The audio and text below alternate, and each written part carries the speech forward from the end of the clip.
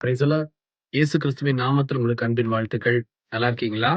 இந்த நாளிலும் கூட கர்த்தர் நமக்கு குடுக்கிற ஒரு நல்ல ஒரு வார்த்தை பாருங்க. நீதிமொழிகளின் புஸ்தகம் 22ஆம் அதிகாரம் 24 மற்றும் 25 நான் வாசிக்கிறேன். பைபிள நல்லா கவனிச்சு பாருங்க. கோபக்காரனுக்கு தோழனாகாதே. உக்கிரமுள்ள மனுஷரோடே நடவாதே. அப்படி செய்தால் நீ அவனுடைய வழிகளை கற்றுக்கொண்டு உன் ஆத்துமாவுக்கு கண்ணியை வருவிப்பாய். கோபப்படுகிற மனுஷனோடு சேரக்கூடாது அப்படின்னு சொல்லி கர்த்தர் நமக்கு ஆலோசனை தருகிறார். யாரோட ஃப்ரெண்ட்ஷிப் வைக்கணும்? யாரோட ஃப்ரெண்ட்ஷிப் வைக்கக் கூடாது? வேத புஸ்தகத்துல தெளிவா எழுதப்பட்டிருக்கு. ஏன் கோபக்காரனோட நம்ம சேரக்கூடாது அப்படின்னா 2 விஷயத்த கர்த்தர் இடத்துல காண்பிக்கிறார்.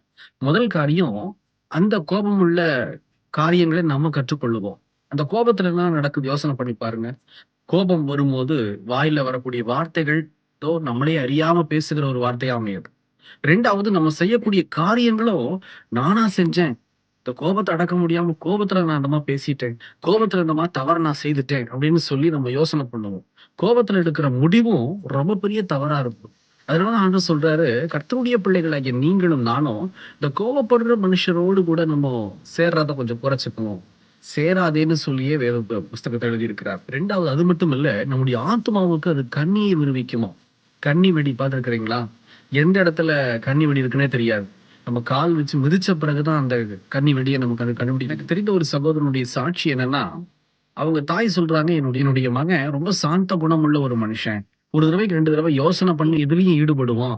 அப்படின்னு சொல்லி பெரிய சர்டிபிகேட் குடுக்குறாங்க. ஆனா திருமணத்துக்கு அப்புறம் பார்த்தா, அவங்க மனைவி குடுக்குற ஒரு சர்டிபிகேட் எப்படி இருக்குன்னா, ரொம்ப கோவப்படுறாரு.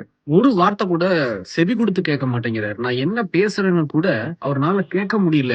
அப்புறம் அவங்க அம்மா இந்த காரியங்கள கேட்டுட்டு, "இல்லையே என் பையன் இப்படி இல்லையேன்னு" சொல்லி பேசியிருக்கிறாங்க. அதுக்கப்புறம் ஜெபம் பண்ணும்போது, கர்த்தர் இதோ இந்த தாயாருக்கு இந்த வசனத்த காண்பித்தாராம்.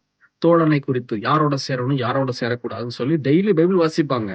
ஆனா தன் மகனுக்காக உறுதியா ஜெபித்தபோது கர்த்தர் இந்த வசனத்த காமிச்சிருக்கிறார். இந்த வசனத்த காமிச்ச உடனே நல்லா ஆழமா ஜெபம் பண்ணி, தன்னுடைய மகனுடைய நடை, பாவனைகள கவனிக்கும்போது தான் தெரியுது, தன் மகனுடைய ஃப்ரெண்டு பயங்கர கோபக்காரன். மனைவி சொல்ல மதிக்கவே மாட்டாங்க அப்படின்னு சொல்லி.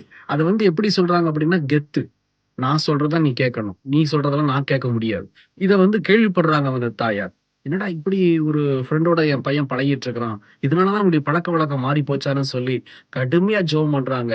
கர்த்தர் அந்த உறவை மாற்றி அமைக்கிறார். அதுக்கப்புறம் பார்த்தா வீட்ல சமாதானம். மனைவியோட, பிள்ளையோட சமாதானம் உள்ள எனக்கு பிரியமான ஜனமே, நம்ம வீட்ல நம்ம சரியா இருக்கணும். அதுதான் மிகப்பெரிய ஒரு ஆசீர்வாதம். இப்ப பாருங்க இந்த ஆசீர்வாதத்துக்கு குறைவு என்ன அப்படின்னா, ஒண்ணே ஒண்ணு நம்முடைய சேர்க்கை. நம்முடைய சேர்க்கைகள் சரியா இருக்குமானா, கர்த்தர் நம்மை ஆசீர்வதித்து இன்னும் பலப்படுத்துவார். ஜெபிக்கலாமா கண்களை மூடி?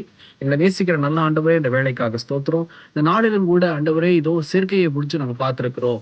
கோபக்காரனோடு ஆண்டவரே நாங்க தோழனாகாதபடிக்கு, கர்த்தர் இதோ வசனத்தின்படி வாழ எங்களுக்கு கற்றுக் கொடுத்திருக்கிறீர். அதன்படி தன்னை ஒப்புக் கொடுக்கிற பிள்ளைகளை நோக்கி பார்த்து, கர்த்தர் அவங்க எதிர்காலத்தை ஆசீர்வதிங்க. கொடுத்து வைக்கிற எல்லா காரியத்திலும் ஆசீர்வாதத்தை கொடுத்து ஆசீர்வதிங்க. இயேசுவின் நாமத்தில் பிதாவே. ஆமென். ஆமென். God bless you.